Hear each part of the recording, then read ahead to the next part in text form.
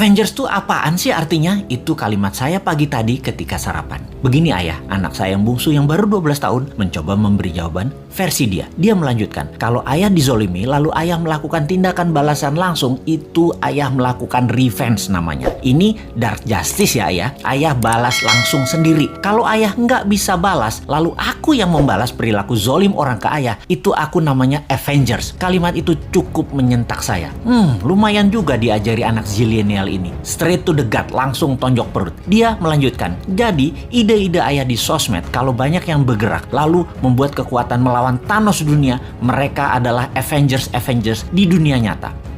Asli ketonjok 2 kali ulu hati saya. Saya mantuk-mantuk berimajinasi sehingga berlanjut ke tindakan saya menginformasikan kepada sahabat semua. Jadi, melihat keadaan dunia saat ini yang dikuasai medical Thanos, harus kita menjadi Avengers terhadap kejahatan mereka. India misalnya punya obat non-Thanos yang mereka produksi sendiri. Hanya $40 atau 500.000 rupiahan selesai masalah positif COVID dari diri seseorang dengan tingkat kesuksesan 98%.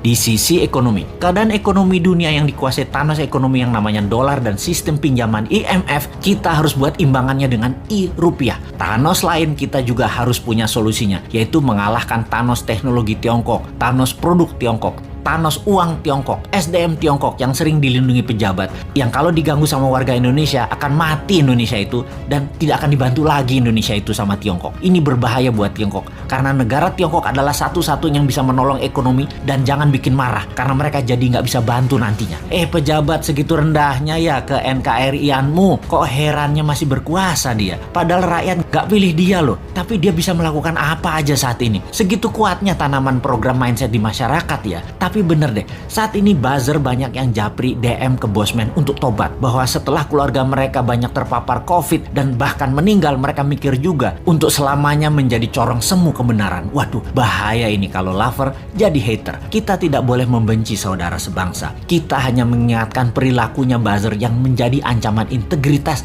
dengan produknya membenci sesama anak bangsa. Kita harus sudahi. Para buzzer, tobat. Andalah pemecah belah kesatuan NKRI. Juga mereka di sekeliling pejabat di istana yang parnoan karena tidak ingin sisi lain anak bangsa dapat porsi, menjadi pembisik pejabat dengan memberikan informasi untuk membenci kelompok yang menjual agama. Dan ini adalah generalisir yang berbahaya. Pendekatan solusi tersering dengan kekerasan itu juga harus disudahi. Ini bisa semakin meruncing perbedaan, dan ini menunjukkan ketidaknegarawanan pejabat serba bisa itu. Karena apa-apa dia yang ditugaskan untuk menyelesaikan harusnya dirangkul. Harusnya anak itu kalau salah jangan dimarahi atau dihukum, tetapi dirangkul. Pak Harto sukses selama 32 tahun itu tidak anti pemuda angkatan 6667, tidak anti angkatan 72, 73, 74. Semua dirangkulnya, bahkan dijadikan menterinya. Pak Harto lupa aja mengadopsi angkatan 96, 97, 98. Ambiar dia jadinya. Merangkul dan memberikan jabatan sesuai kompetensi membuat siapapun yang tadinya berbeda diberi kesempatan. Kalau berhasil, pejabatnya dapat nama. Kalau gagal, yang atas nggak dapat celah, tapi yang rusak adalah yang tidak kompeten tadi. Jadi gak ada ruginya sebenarnya kalau pejabat sekarang cerdas bernegaranya. Kalau pejabatnya sempit atau memang tak berilmu luas, ya pasti goncang bernegaranya. Masih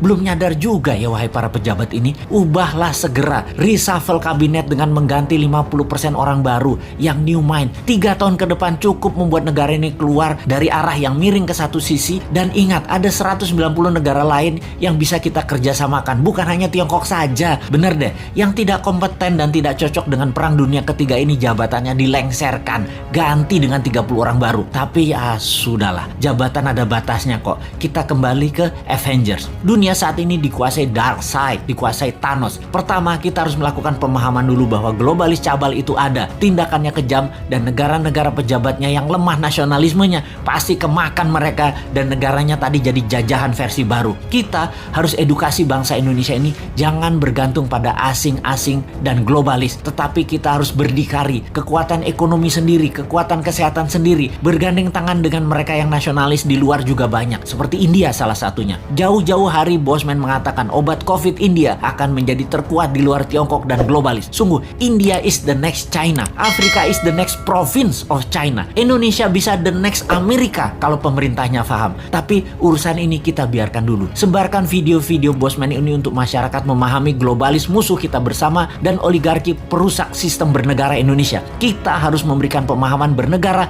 level dunia demi NKRI utuh di bawah panji Avengers New Mind, yaitu Anda semua sahabat. Anda adalah Avengers New Mind.